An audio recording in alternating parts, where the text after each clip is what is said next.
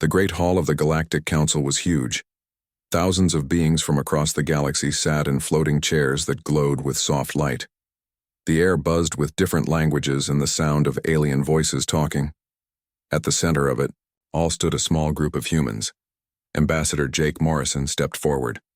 His black suit looked plain next to the shining robes and crystal armor of the other beings.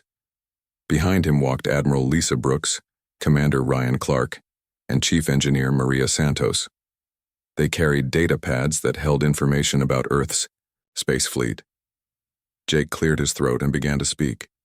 His words echoed through the hall as translation devices changed his English into hundreds of alien languages. "Honored members of the Galactic Council," Jake said. "Earth is ready to join the fight against the Void Hunters.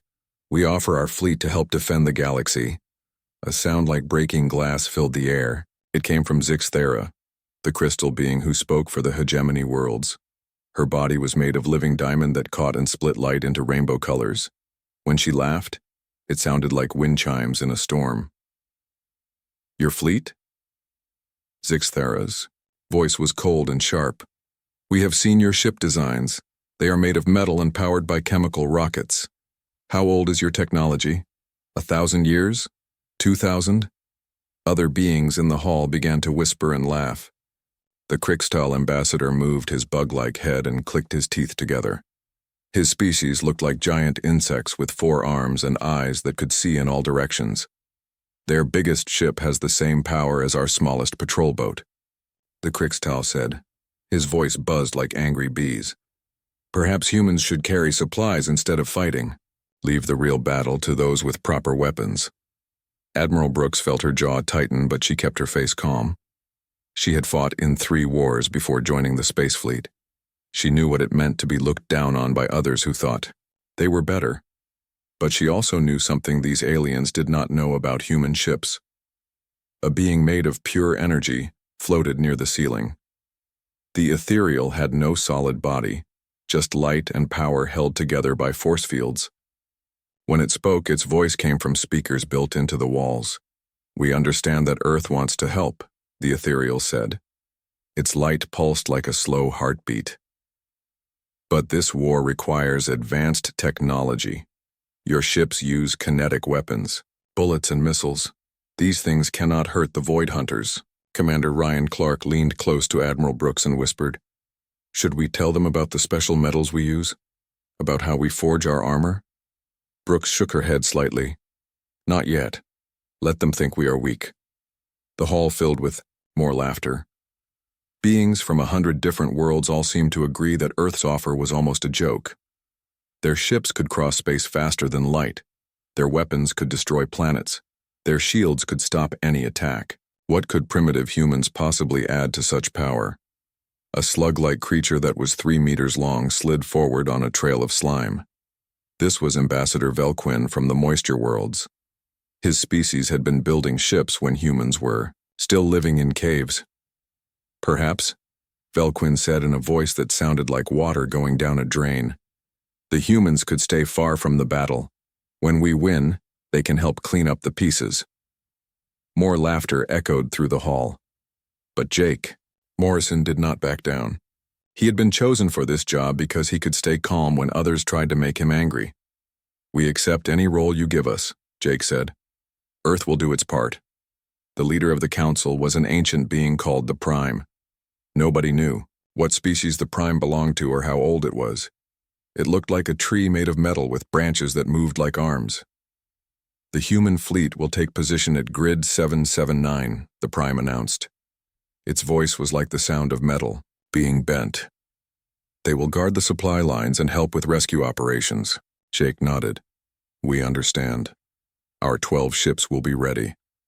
This caused another wave of laughter. 12 ships? The hegemony had brought 3,000 ships to this battle. The Krixtal had 2,000. Even the smallest member worlds had brought at least 100 ships each. As the meeting ended, groups of aliens gathered to talk about the humans.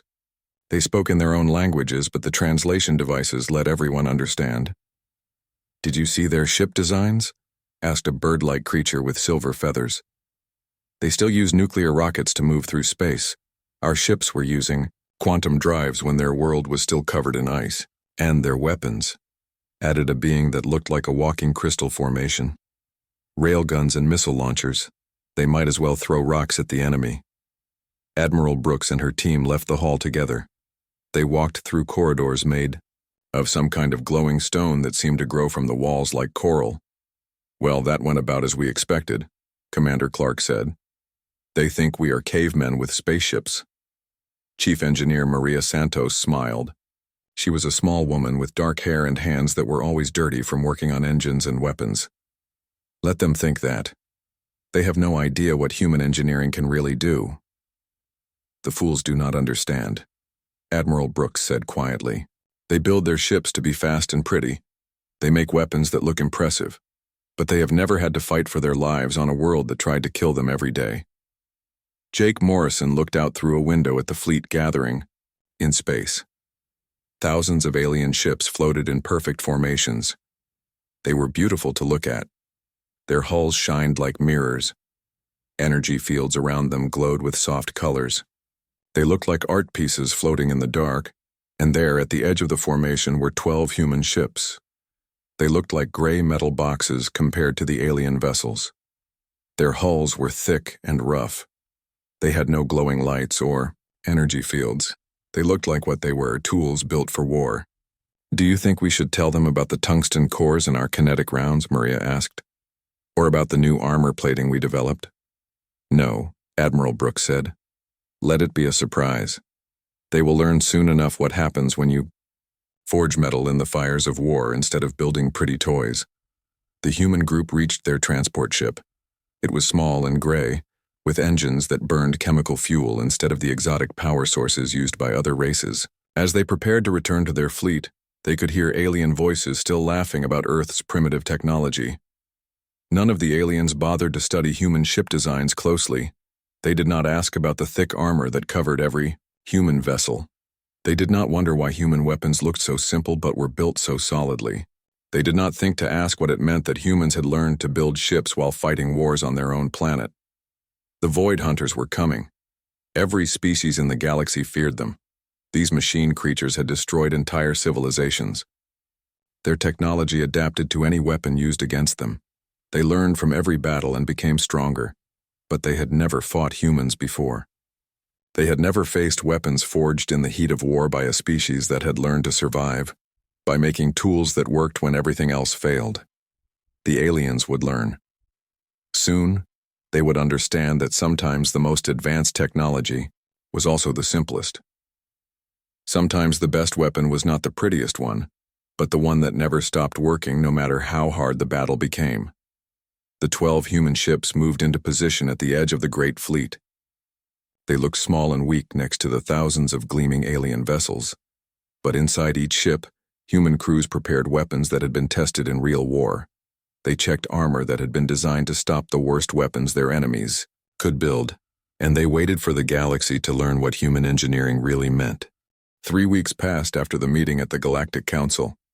The great fleets of different worlds spread across space, waiting for the enemy to come. Every ship had sensors watching the dark between stars. Every crew member knew that death was coming toward them. The alarm started as a low sound that grew louder. Then it became a scream that filled every ship in the galaxy. The sensors had found something terrible moving through space. Captain Danny Williams stood on the bridge of the UES Liberty. His ship was the biggest in the human fleet, but it still looked small next to the alien vessels around it. Danny was 40 years old with gray hair and scars on his hands from working on ships when he was younger. "What do we have, Karen?" he asked his communications officer. Lieutenant Karen Hayes sat at her station with headphones covering her ears. She was listening to reports from across the galaxy. Her face was pale and her hands shook as she worked. "Sir, the Outer Rim defense stations are gone," she said. "All of them. The Void Hunters broke through like the stations were not even there." Danny felt his stomach tighten. The Outer Rim had 50 defense stations. Each one had weapons that could destroy a moon. They were supposed to slow down any attack and give the main fleet time to prepare. "How long did the stations last?" Danny asked. 14 minutes, sir. All 50 stations. Destroyed in 14 minutes. The bridge became very quiet. Everyone knew what this meant. The Void Hunters were not just strong, they were stronger than anyone had thought possible. Chief Petty Officer Ben Taylor looked up from his station. He was a big man with thick arms, who had served on ships for 20 years. "Captain, we are getting signals from the alien fleets. They want to talk to us." "Put it through the speakers," Danny said. The voice that filled the bridge belonged to High Admiral Zentar of the Hegemony. His species looked like tall humans made of metal and crystal. They thought they were the best warriors in the galaxy. "Human vessels," Zentar said. His voice was cold and proud. "Stay back from the battle line. This fight needs real weapons and real soldiers. Do not get in our way." Danny felt anger rise in his chest, but he kept his voice calm. "We understand, Admiral. We will follow orders." Another voice came through the speakers. This one belonged to Fleet Commander Zachtel of the Krixtal Swarm. "Humans should run when the fighting starts. Your little ships will only get in the way of real warriors." Ben Taylor made a sound like an angry dog. "Sir, permission to tell them where they can put their real weapons?" "Permission denied, Chief," Danny said with a small smile. "Save it for the enemy." Engineering Chief Rosa Santos climbed up from the lower levels of the ship. She was covered in oil and her uniform was dirty from working on the engines. Rosa was the sister of Maria Santos, who had been at the council meeting. Both sisters were the best engineers in the human fleet. "Captain, all systems are ready," Rosa said. "The tungsten core rounds are loaded in all weapons. The new armor-piercing missiles are armed and waiting, and our special surprise packages are ready to deploy." "What kind of surprise packages?" asked Lieutenant Hayes. Rosa grinned. Her smile was not nice. It was the smile of someone who knew how to break things very well. "The kind that make big holes in enemy ships, Lieutenant." On the main screen, the Void Hunter fleet appeared. Everyone on the bridge stopped talking and stared. The enemy ships were huge and dark. They looked like geometric shapes made of black metal that seemed to eat light. Each ship was covered in weapons that glowed with purple energy. "How many ships are there?" Danny asked. Lieutenant Hayes worked at her station counting the signals. "Sir, I count at least 2,000 enemy vessels. Maybe more. They are still coming through the jump point." Danny nodded. The human fleet had 12 ships. The Alien Alliance had brought almost 10,000 ships from across the galaxy. Against 2,000 Void Hunters, they should have had enough power to win easily. But Danny had read the reports about previous battles with the Void Hunters. Numbers did not matter much when the enemy could learn from every attack and adapt their defenses. "All human ships, this is Admiral Brooks," came a voice from the UES Defiance. Admiral Lisa Brooks commanded the human fleet from her flagship. "Remember what we learned in training. Remember what human engineering can do when others say it cannot be done." The alien fleets moved forward in perfect formations. Their ships were beautiful to watch. Energy shields around each vessel glowed like soap bubbles made of light. Weapons that could burn through planets charged up with bright colors. The Hegemony ships looked like crystal spears flying through space. Their hulls were smooth and perfect. Energy flowed through them like blood through veins. The Krixtal swarm moved like a cloud of angry insects. Their ships were small and fast, buzzing around each other in patterns that hurt to look at. The ethereal fleet was the strangest of all. Their ships were made of pure energy, held together by force fields. They looked like floating stars with weapons made of concentrated light. "Look at them go," Ben Taylor said. "All pretty and shiny, like they are going to a parade instead of a war." Danny watched the alien fleets move toward the Void Hunters. The enemy ships waited in space like black sharks. They did not move or fire. They just waited. "Why are the Void Hunters not attacking?" asked Lieutenant Hayes. Rosa Santos wiped oil from her hands with a dirty cloth. "They are watching, learning. The Void Hunters study their enemies before they fight. They want to see what weapons we have so they can adapt to them." "How do you know that?" Danny asked. "I read all the reports from previous battles, Captain. Every time the Void Hunters let the enemy attack first. Then they change their defenses to stop those attacks. After that, they kill everyone. The first Alien ships reached weapons range. High Admiral Zentar gave the order to fire. 1,000 hegemony ships opened fire at the same time. Beams of pure energy, each one hot enough to melt a city, struck the Void Hunter fleet. The black ships absorbed the energy like sponges soaking up water. Their hulls glowed for a moment, then went dark again. They had taken the most powerful weapons in the galaxy and turned them into nothing. "Impossible," came Zentar's voice over the radio. "Our weapons should have destroyed half their fleet." The Krixtal swarm attacked next. Thousands of small ships fired plasma bolts that turned space into a light show. The plasma struck the Void Hunter ships and splashed off like water hitting stone. The ethereal fleet tried their luck with weapons made of pure light and force. The beams hit the enemy ships and disappeared as if they had never existed. For 20 minutes, the alien alliance threw everything they had at the Void Hunters. Energy weapons, plasma cannons, quantum torpedoes, matter disintegrators. All the most advanced weapons in the galaxy. The Void Hunters absorbed it all. Their black hulls grew brighter as they fed on the energy being thrown at them. They were not just defending against the attacks. They were eating them. Then the Void Hunters began to fire back. Purple beams lanced out from the black ships. Where they touched alien vessels, metal turned to gas and energy shields collapsed. The beautiful alien ships began to die. "They adapted," Rosa said quietly, "just like in all the reports. They learned how to stop every weapon being used against them." A hegemony cruiser exploded in a ball of fire that lit up space for miles. Then another. Then 10 more. The crystal ships that had looked so perfect were breaking apart like glass hitting concrete. "This is Fleet Commander Zachtel," came a panicked voice over the radio. "Our weapons are not working. Repeat, our weapons have no effect on the enemy." More ships died. The Krixtal swarm was being torn apart. The ethereal vessels were going dark one by one. The most advanced fleets in the galaxy were being destroyed by an enemy that had learned to counter all their weapons. "Human vessels," came a desperate transmission from the ethereal flagship. "We may need your help after all." Danny looked around his bridge. His crew was watching him, waiting for orders. These were people who had served with him for years. They trusted him to make the right choice. "What is our range to the enemy?" Danny asked his weapons officer. Lieutenant Amy Foster checked her instruments. She was young, but she knew her job well. "Still too far for our main guns, Captain, but the alien ships are falling back toward our position." "Good," Danny said. "All human ships prepare for battle. Load the special ammunition." Ben Taylor grinned. "About time, Captain. These aliens are about to learn what human weapons can really do." The 12 human ships moved forward as the alien fleets retreated past them. The UES Liberty and her sister ships looked tiny compared to the massive alien vessels.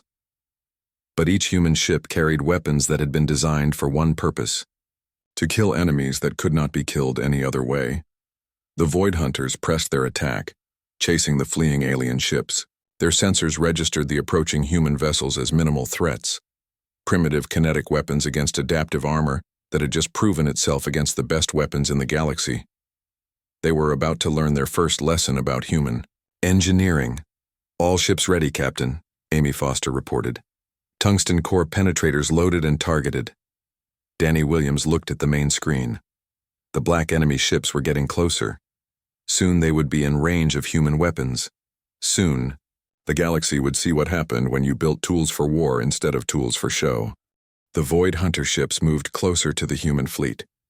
Captain Danny Williams watched them approach on his main screen. The black enemy vessels looked like pieces of night sky that had broken off and learned to fly. Purple energy crackled along their hulls as they prepared to destroy what they saw as the weakest ships in the galaxy. Behind the human fleet, alien ships were dying. The beautiful vessels that had looked so powerful were being torn apart by purple beams. The Void Hunters had learned to counter every energy weapon, every plasma bolt, every quantum torpedo that the galaxy could throw at them. "Range to target," Danny called out. Lieutenant Amy Foster worked at her weapons station.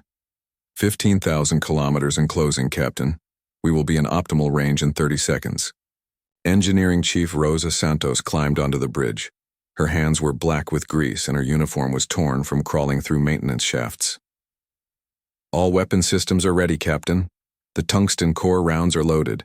Each one weighs 2 tons and will hit at 15% of light speed." "What about the special warheads?" Danny asked. Rosa smiled. It was not a nice smile. "The depleted uranium penetrators are ready, and the nuclear-tipped bunker busters are armed and waiting." Lieutenant Karen Hayes looked confused. "I do not understand.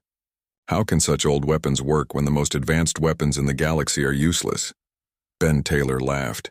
He was cleaning his sidearm, an old projectile weapon that fired metal bullets.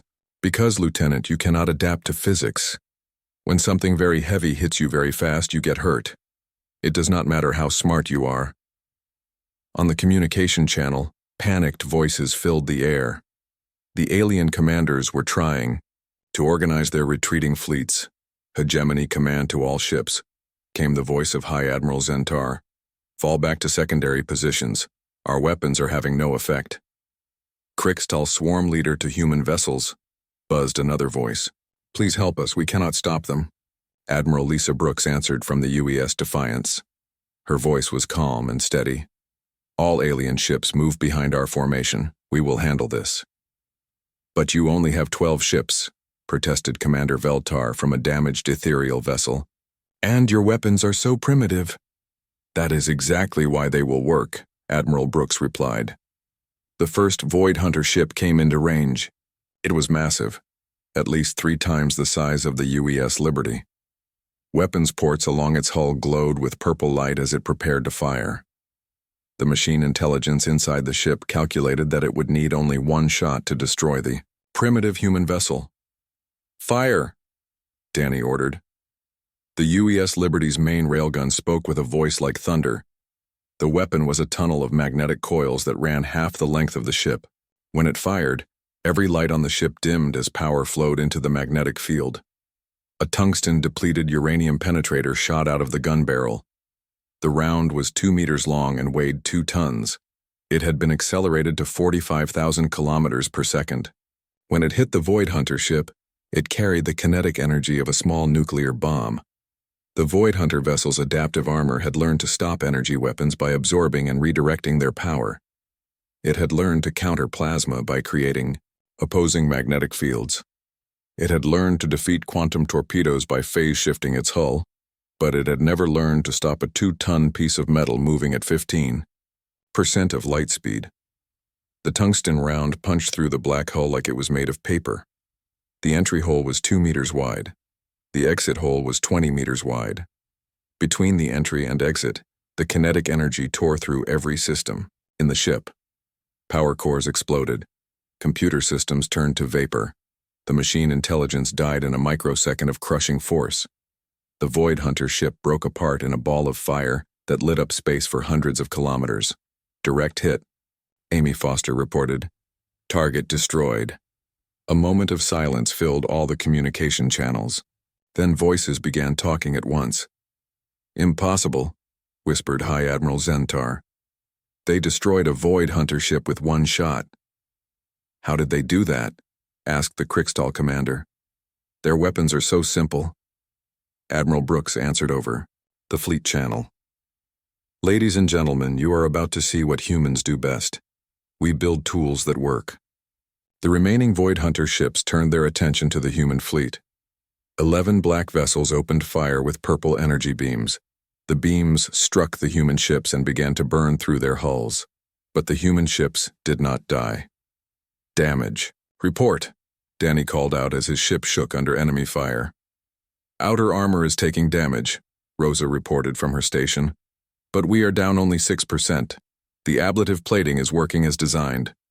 The Void Hunter beams, which had sliced through alien ships like knives through butter, were barely scratching the human vessels. Where alien ships had relied on energy shields, human ships trusted in thick armor. Layers and layers of tungsten steel and ceramic plating covered every human vessel. "Their energy weapons are not powerful enough to get through our armor," Rosa explained to the confused alien observers. "We built our ships to fight other humans. Human weapons are designed to kill, not to look pretty. The UES Warrior, commanded by Captain Sam Johnson, fired its railgun at a second Void Hunter ship. The tungsten round struck the black hull and tore completely through the vessel. The enemy ship split in half, its two pieces spinning away into space. "That is 2 down," Sam reported over the fleet channel. "These machines are not so tough when you hit them with real weapons." The Void Hunter fleet began to change formation. The machine intelligence was trying to adapt to this new threat. But there was nothing to adapt to. The human weapons were not energy beams that could be absorbed or redirected. They were not plasma that could be countered with magnetic fields. They were pieces of metal moving very fast. Captain Ryan Clark commanded the UES Hammer. His ship had the biggest railgun in the human fleet. When he fired, the tungsten round was the size of a small car and moved even faster than the rounds from other ships. The third Void Hunter ship tried to dodge. It moved sideways and fired all its weapons at the UES Hammer. Purple beams burned holes in the ship's armor, but the human vessel kept coming. Ryan's round hit the Void Hunter ship right in the center. The kinetic energy was so great that it did not just punch through the hull. It vaporized everything in its path. The enemy ship disappeared in a flash of light and expanding gas. 3 down, Ryan reported. 8 to go. The alien fleets watched in amazement. Ships that had seemed weak and primitive were systematically destroying the most feared enemy in the galaxy. The Void Hunters, who had conquered star systems, were being torn apart by weapons that looked like they belonged in a museum. "I do not understand," said Science Officer Helen Moore from the damaged Hegemony flagship. "How can such simple weapons be so effective?" Commander Danny Williams answered over the open channel as his ship fired again. "Because we did not build our weapons to be advanced. We built them to kill our enemies. Every human weapon you see was designed by people who had to fight wars to survive."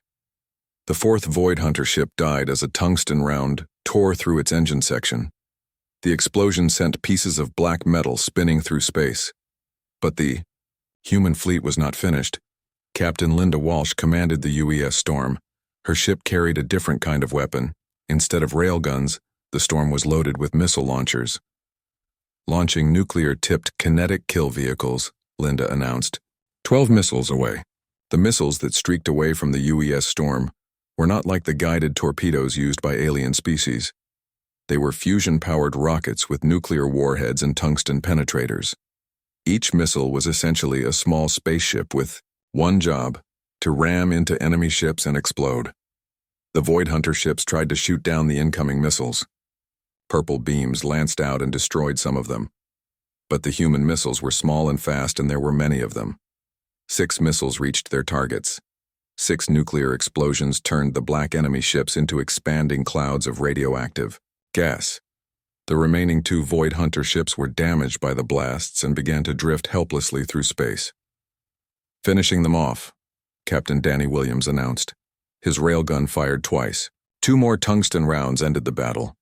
The space around the human fleet was filled with debris from 11 destroyed Void Hunter ships. The black metal pieces glowed red-hot from the violence that had torn them apart. "All enemy ships destroyed," Amy Foster reported. "No human casualties." The communication channels were silent for a long moment. Then Admiral Brooks spoke to the entire fleet. "This is why we use kinetic weapons. This is why we build thick armor. This is why we design every system to work when everything else fails. We learned to fight on a world that tried to kill us every day. Every human weapon was forged in real war against real enemies who wanted us dead." High Admiral Zentar's voice came over the channel. It was quiet and full of respect. "We apologize for our earlier words. We did not understand what human engineering could accomplish." "No apology needed," Admiral Brooks replied. "You will understand better now. When you build weapons for war instead of for show, they tend to work when you need them most." The alien ships began to regroup behind the human fleet. They looked at the 12 gray vessels with new eyes. The space around the human fleet was quiet after the first battle. Pieces of destroyed Void Hunter ships drifted like black snow through the darkness. But the quiet did not last long. More enemy ships were coming through the jump point at the edge of the system. Admiral Lisa Brooks stood on the bridge of the UES Defiance. She was reading reports from her captains. All 12 human ships had taken damage from the purple energy beams, but none had been destroyed. The thick armor that alien races had laughed at was keeping her crews alive.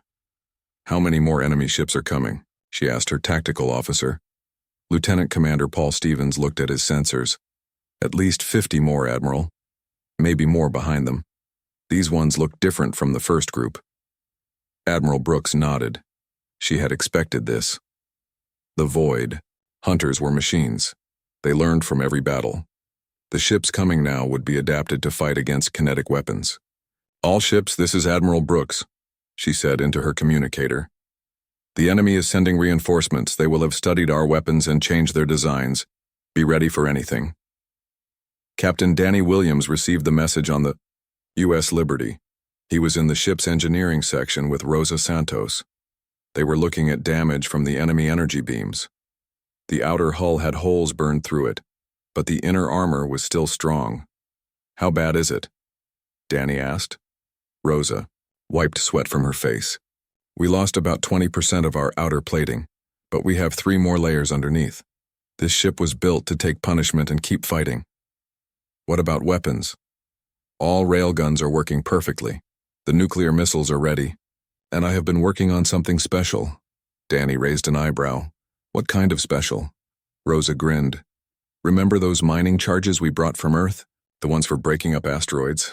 I have been modifying them." Before Danny could ask more questions, alarms began to sound throughout the ship. The new enemy fleet had arrived. The Void Hunter ships that came through the jump point looked different from the first group. These ships were longer and thinner. Their black hulls had strange bumps and ridges on them. They moved in a loose formation instead of the tight groups used by the first wave. "They have changed their design," observed Science Officer Helen Moore, from her position on a hegemony ship. "The new ships have thicker armor in the front and sides." Captain Sam Johnson studied the approaching enemy from the bridge of the UES Warrior. "They are trying to protect themselves from our railguns. The question is, did they make their armor thick enough?" The answer came quickly. The new Void Hunter ships opened fire from much farther away than the first group had. Their purple beams were different too. Instead of constant streams of energy, they fired in quick pulses. "They are trying to overload our armor," Rosa explained to Danny as the UES Liberty shook under the new attack. "Short, powerful bursts instead of steady beams. It might work better against our plating." "Will it work?" Danny asked. "We are about to find out." The human ships spread out into a battle formation. Each vessel moved independently, making it harder for the enemy to target them. This was something the aliens had never seen human ships do before. "Why are they moving like that?" asked Commander Veltar from his damaged ethereal ship. "It looks like chaos," Admiral Brooks answered over the fleet channel. "This is how human warships fight. We do not stay in pretty formations. We move, we adapt, we survive." Captain Linda Walsh commanded the UES Storm. Her ship was the smallest in the human fleet, but it was also the fastest. She used this speed to dodge between enemy beams while closing the distance to the Void Hunter ships. "Launching missiles," she announced. "Let us see how they handle nuclear fire." 12 missiles shot out from the UES Storm. But these Void Hunter ships were ready for them. Point defense weapons that had not existed on the first wave of enemy ships opened fire. Beams of purple light struck most of the missiles and destroyed them before they could reach their targets. Only 3 missiles got through. They struck 3 different Void Hunter ships and exploded in balls of nuclear fire. But the enemy vessels did not die. Their new armor held against the explosions. The ships were damaged and slowed, but they kept fighting. "They adapted," Captain Walsh reported. "The new ships have point defense and better armor." "Then we adapt too," Admiral Brooks replied. "All ships close to minimum range. We are going to do this the hard way." The human fleet charged forward. The alien observers watched in shock as the 12 ships flew straight at the enemy formation. Purple beams lanced out to meet them. The energy weapons burned through outer armor and started working on the layers beneath. "They are going to get themselves killed," whispered High Admiral Zentar. "The human ships cannot take much more damage." But the human ships kept coming. The UES Liberty lost its outer armor completely. Holes were burned through the second layer and into the third, But the ship did not stop. Hull integrity at 40%, Rosa reported as the ship shook around them. But the core structure is holding. We can take more. Danny looked at the main screen. The nearest Void Hunter ship was getting bigger as they closed the distance. Amy, load the special penetrators, the ones with osmium cores. Lieutenant Amy, Foster worked at her weapons station. Special rounds loaded, Captain. These ones will punch through anything. The human ships reached close range. At this distance, their railguns could not miss. The UES Liberty fired first. The osmium-cored penetrator struck the lead Void Hunter ship right in its center. The round went through the new armor like it was paper and tore the enemy vessel apart from the inside. That is one, Danny announced. The other human ships opened fire. 11 more railgun rounds struck 11 more targets, but the new Void Hunter armor was stronger. Only 6 enemy ships were destroyed outright. The other 5 were damaged, but still fighting. Their new armor is working, Amy reported. Some of our rounds did not penetrate completely. Then we try. Something else, Danny said. He turned to Rosa. What about those mining charges you were working on? Rosa's eyes lit up. Ready when you are, Captain. The UES Liberty launched something that looked like a missile but flew much slower. It was one of Rosa's modified mining charges. The device was designed to drill into asteroids and then explode from the inside. The Void Hunter ships tried to shoot it down, but the mining charge was heavily armored. It reached the nearest enemy vessel and attached itself to the hull. Then, it started drilling. What is that thing doing? Asked Science Officer Moore. Rosa answered over the fleet channel. It is a mining charge modified for ship combat. It drills through the hull, gets inside, and then explodes. The mining charge finished drilling and disappeared inside the Void Hunter ship. 5 seconds later, the enemy vessel exploded from within. Pieces of black metal scattered in all directions. Brilliant, Admiral Brooks said. All ships, deploy. Mining charges. The human fleet began launching the modified mining devices. The Void Hunter ships tried to destroy them, but the charges were built to survive asteroid impacts. Most of them reached their targets and began drilling. One by one, enemy ships began exploding from the inside. The new armor that protected them from railgun rounds could not stop explosives that were already inside their hulls. But the Void Hunters were learning again. The surviving ships began firing at the mining charges with more powerful weapons. They also started moving in ways that made it hard for the charges to attach to their hulls. They are adapting to our mining charges, Captain Walsh reported. We need another solution. Captain Ryan Clark had been quiet during most of the battle. His ship, the UES Hammer, carried the biggest railgun in the human fleet. He had been waiting for the right moment to use it. All ships, this is Ryan Clark, he announced. I am going to try something. Clear the area around the enemy flagship. The Void Hunter flagship was the largest ship in their fleet. It was 3 times bigger than any human vessel and covered in weapons. Ryan aimed his massive railgun directly at it. Loading the super heavy penetrator, he announced. This round weighs 10 tons and has a tungsten osmium core. The other human captains moved their ships away from the enemy flagship. They had never seen Ryan use his biggest gun before. They were curious to see what it could do. Firing, Ryan announced. The UES Hammer's main railgun fired with a sound like the end of the world. The 10-ton penetrator shot out at 20% of light speed. When it hit the Void Hunter flagship, the kinetic energy was equal to a large nuclear bomb. The enemy ship did not just break apart, it simply disappeared. One moment it was there, the next moment there was nothing but expanding gas and debris. Q. Remaining Void Hunter ships stopped attacking. For the first time since the battle began, they tried to retreat, but the human ships followed them. One by one, the enemy vessels were hunted down and destroyed. All enemy ships destroyed, Admiral, Brooks announced. No human ships lost. The alien fleets began to understand something important. Human ships were not built like their vessels. Human weapons were not designed like their weapons. Humans built everything for one purpose: to win wars against enemies who wanted to kill them. Your ships are incredible, High Admiral Zentar transmitted to Admiral Brooks. How do you make them so strong? Practice, Admiral Brooks replied. We have been fighting wars for thousands of years. Every battle taught us something new. The third wave of Void Hunter ships came through the jump point like a black storm. These ships were different from anything the galaxy had ever seen. They were massive, each one bigger than a human city. Their hulls were covered in layers of armor that seemed to shift and change as they moved through space. Admiral Lisa Brooks watched them approach on her main screen. She had fought in many battles, but she had never seen enemy ships that looked so dangerous. These vessels had learned from the destruction of the first two waves. They had been built specifically to fight humans. How many ships? She asked her. Tactical officer. Lieutenant Commander Paul Stevens counted the signals on his sensors. 12 ships, Admiral. The same number as our fleet, but each one is at least 10 times bigger than our largest ship. Admiral Brooks nodded. The enemy was sending ships designed to match the human fleet exactly. 12 against 12. But the size difference was enormous.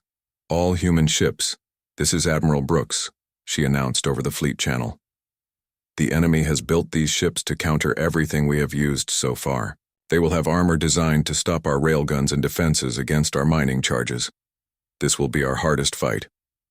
Captain Danny Williams stood on the bridge of the UES Liberty. His ship was badly damaged from the previous battles. Most of the outer armor was gone and several weapon systems were not working, but the ship was still fighting. Rosa, what do we have left? He asked his engineering chief. Rosa Santos climbed up from the lower decks.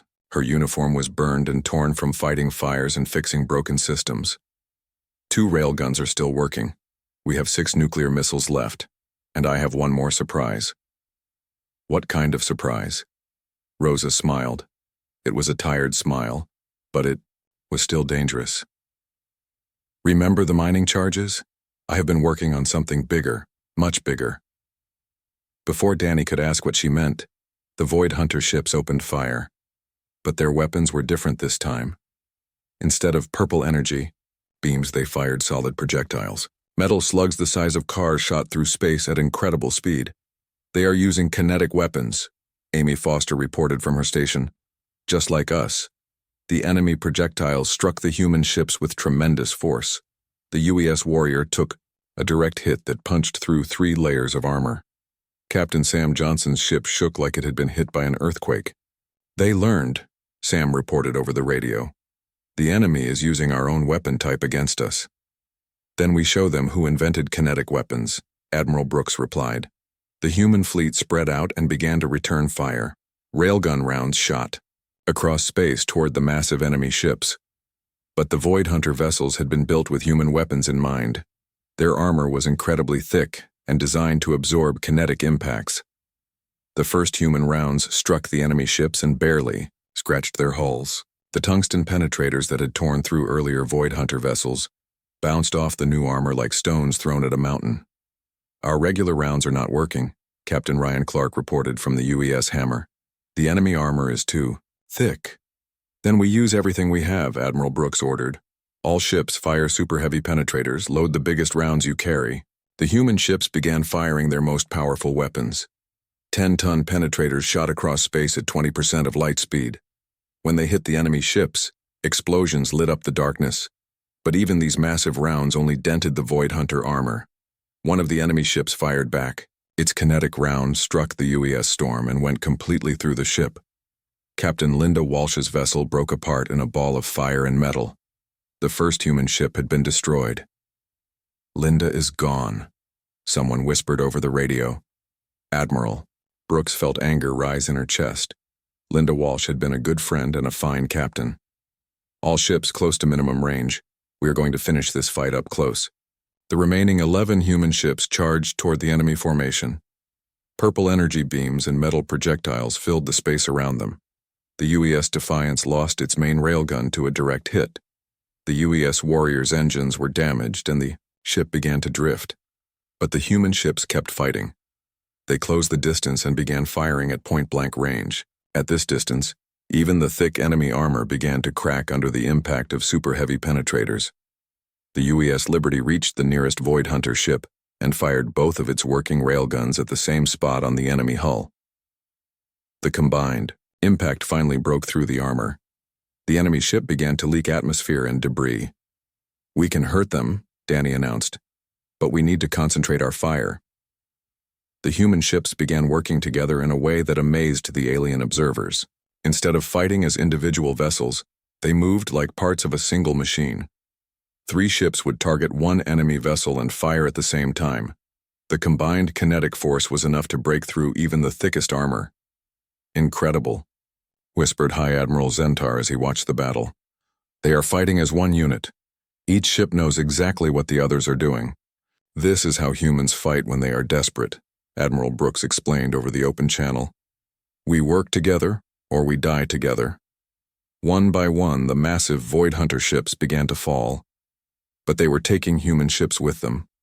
The UES Defender exploded when an enemy round hit its ammunition storage. The UES Guardian was cut in half by a purple energy beam that had somehow gotten through its armor. 9 human ships remained against 8 enemy vessels. Captain Danny Williams knew his ship was dying. The UES Liberty had taken too much damage. Half the crew was dead or wounded.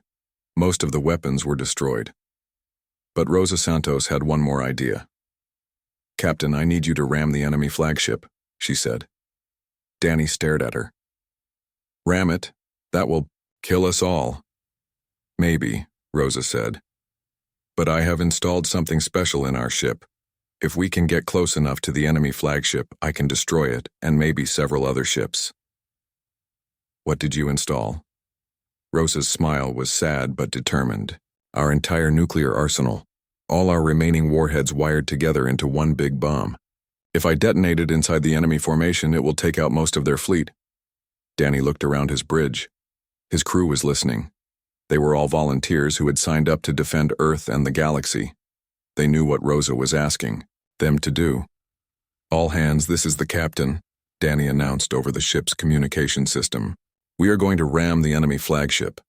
Anyone who wants to evacuate to the escape pods has 60 seconds. Nobody moved. The crew of the UES Liberty had fought together for 3 years. They were not going to abandon their ship or their friends. "Now, 60 seconds is up," Danny said. "Rosa, arm your bomb. Amy, set course for the enemy flagship, full speed." The damaged human ship turned toward the largest Void Hunter vessel. Enemy weapons fired at it from all directions. Holes were burned through the hull. Railgun rounds punched through what was left of the armor. But the UES Liberty kept flying. 30 seconds to impact, Amy Foster reported. Her voice was calm, even though she knew she was about to die. 20 seconds. Rosa Santos worked at her controls, making final adjustments to the nuclear device she had built. Bomb is armed and ready. 10 seconds. Danny Williams looked at his crew one last time. These people had become his family. They were about to die together, but they were going to take the enemy with them. 5 seconds. It has been an honor serving with you all. The UES Liberty struck the Void Hunter flagship at full speed. The human ship's hull crumpled like paper against the enemy armor. But the impact drove them deep inside the alien vessel. Rosa Santos pressed the detonation button. The nuclear explosion lit up space like a new star. The Void Hunter flagship disappeared in the blast. 2 other enemy ships that were too close were caught in the explosion and destroyed. The remaining 5 enemy vessels were damaged and stunned. The other human ships used this moment to finish the battle. Concentrated railgun fire destroyed the damaged enemy vessels one by one. When the fighting ended, 8 human ships remained floating in space surrounded by the debris of 12 massive Void Hunter vessels. All enemy ships destroyed, Admiral Brooks announced. Her voice was tired but proud. The Void Hunter fleet has been defeated. The communication channels filled with voices from across the galaxy. Every species that had watched the battle was talking at once. They had seen something that would change how they thought about warfare forever. "How did you do it?" asked Science Officer Helen Moore. "Your ships were so much smaller. Your weapons looked so primitive." Admiral Brooks answered while looking at the place where the UES Liberty had died. "We did it because we build our tools. For war, not for show. Every human weapon was forged in the fires of real battle. Every human ship was designed by people who knew what it meant to fight and die for their friends. High Admiral Zentar spoke for all the alien races. We owe you an apology. We thought your technology was primitive because it looked simple. We did not understand that simple things work best when everything else fails. No apology needed, Admiral Brooks replied. But remember this lesson.